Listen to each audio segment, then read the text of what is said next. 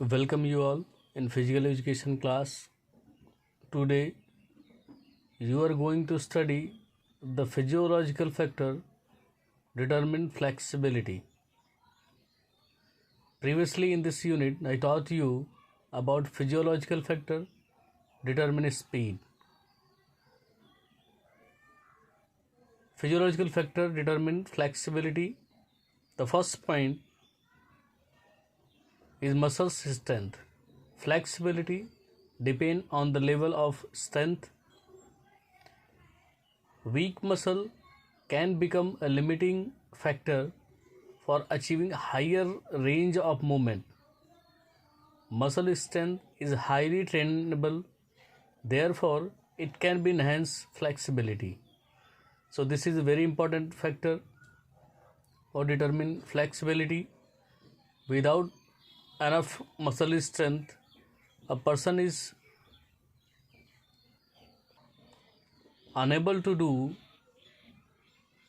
the work in full range of motion. Second is joint structure. There are a number of different type of joint in human body. Some of the joints basically have the greater range of motion. Some of the joints have the limitation in range of motion. So joint structure is also very important factor in determining flexibility. Next point is age and gender. We all know that age and gender both are very important in flexibility. Flexibility decrease with advancement of age. It can be enhanced with the help of training. Gender also determine the flexibility, as female tend to be more flexible than male because a female have more adipose tissue and they have more flexible body. Next point is internal environment. The internal environment of an athlete influence the flexibility. If internal temperature increase, flexibility increase.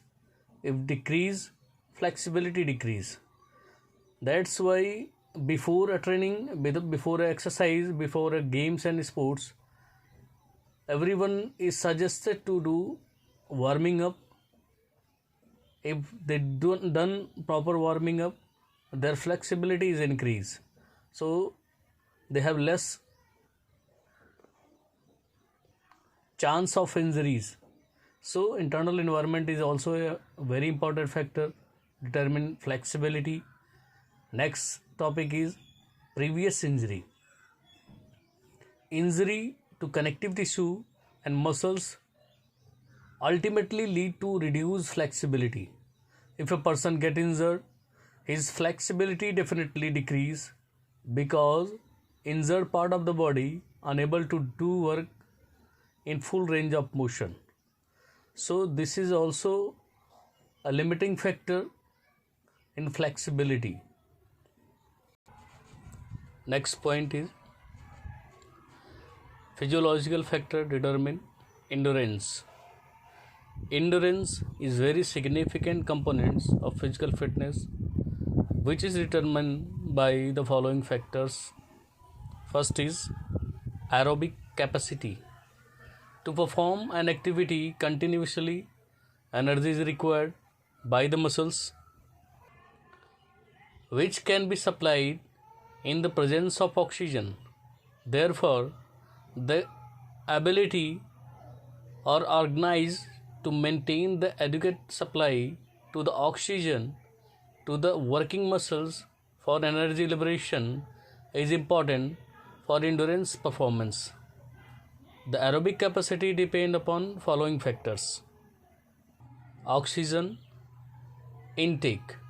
The oxygen intake depend on the vital capacity which further depend on lung size, number of active alveoli, respiratory muscles and the size of the chest cavity. These all are the responsible factor of oxygen intake. Oxygen transport.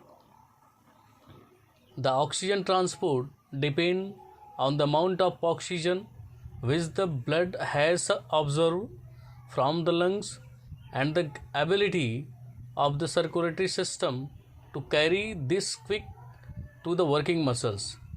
The amount of oxygen absorbed into the blood depends on the speed of blood flow through the lungs and on the blood hemoglobin. You know the work of hemoglobin. It collects the oxygen and transport to the different part of working muscles. The concentration of blood hemoglobin can be enhanced by training. The transportation of oxygenated blood depend on the capacity of the heart. This capacity can be improved by the training. Next is oxygen uptake. This depends on the rate of diffusion, which determine the speed of blood flow. Temperature and partial pressure of oxygen in the blood and of carbon dioxide in the muscles. The speed and amount of oxygen consumption depend on the number, size and metabolic capacity of the mitochondria, and fortunately can be improved to some extent through training. Next is energy reserve. The aerobic capacity depend on the muscles glycogen and sugar level in the blood. This can be enhanced by the training, because every working muscles need energy, and if a person have reserve energy, they can sustain their fatigue, they can sustain their activity for longer duration. So energy reserve is also many more important factor. Now second is anaerobic capacity. The working capacity of muscles in absence of oxygen is called anaerobic capacity. More or less anaerobic capacity is required in all kind of endurance activities. Anaerobic capacity is depend on the following factors: phosphagen store means stronger of ATP and CP for produce energy. Buffer capacity means total storage of alkali reserve in the body to fight against the effect of lactic acid is called buffer capacity. Lactic acid tolerance, the ability to tolerate the higher concentration of lactic acid, is a significant factor in determining anaerobic capacity. Movement economy. Energy may be saved if the movement are correct, so the economical movement are necessary for endurance performance.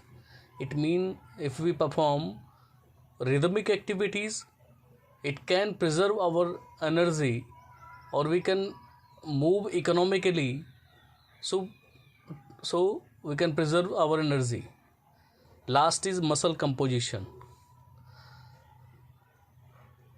The slow twitch fiber of muscles are best for endurance activity. We all know about that, because our capacity, speed, strength, flexibility or endurance depend on our muscle composition. So slow twitch fiber is very beneficial when we are performing these type of activities. This is all about the physiological factor determine physical fitness. We will be back soon. Thank you.